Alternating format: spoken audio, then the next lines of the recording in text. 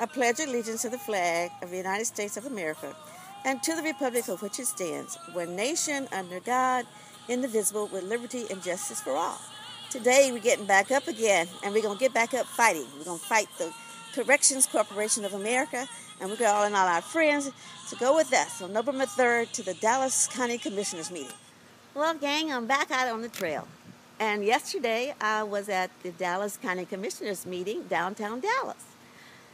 Every Tuesday, I try to make a city council meeting or a county commissioners meeting. And the reason I target these groups is because they videotape, and then more people can look and hear our story.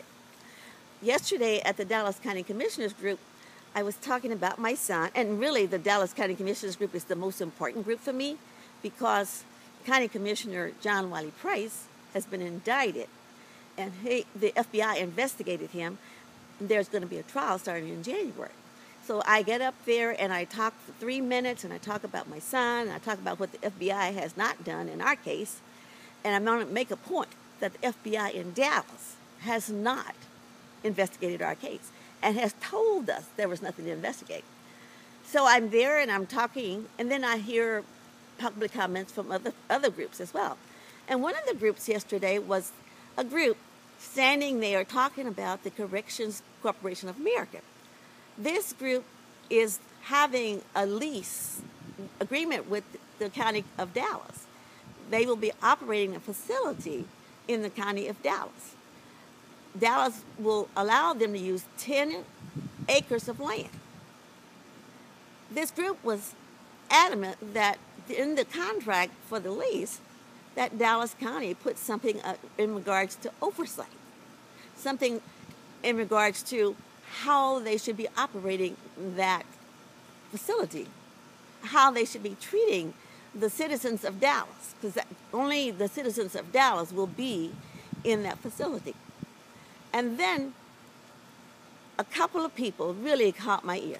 One was a young lady who had actually lived in one of their facilities, and she talked about a woman who had a baby while chained to a bed, and the baby died. She talked about other young ladies, or women who had been in the facilities and actually died themselves. The other person who I wanted to talk about tonight is an elderly white male. He volunteers with the Kairos ministry, which they go into prisons. And he talked about prisons, and he used the word very, very difficult, very bad business for any company that makes money off of people. See, that's a bad business to be in. He talked about prisons are just another form of slavery. I wanted to stand up and applaud.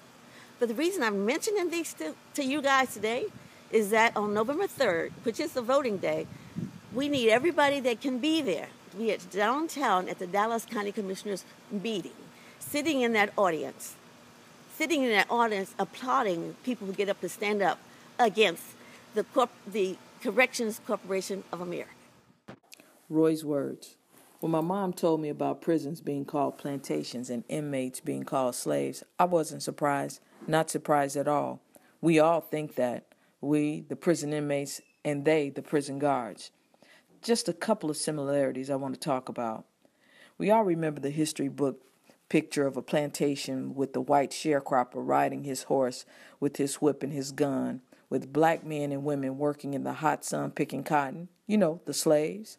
Well, in modern-day prison, same picture. I can speak with first-hand experience. When I arrived at the Roach unit here in Childress, I worked in the fields, chopping dirt and hoeing rows of watermelon and cotton, while the boss man sat on his horse with his gun across his saddle.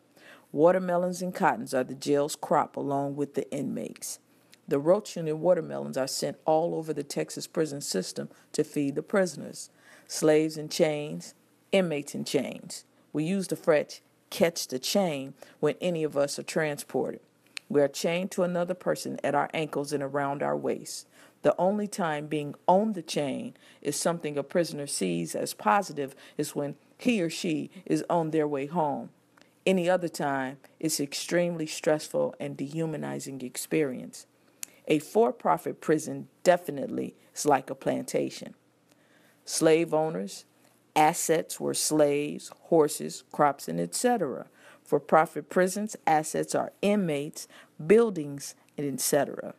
Just think of the financial planning for a company in the prison business. Goes something like this. We make X number of dollars per product, and our product is an inmate. Slavery is evil. For profit prisons, you be the judge.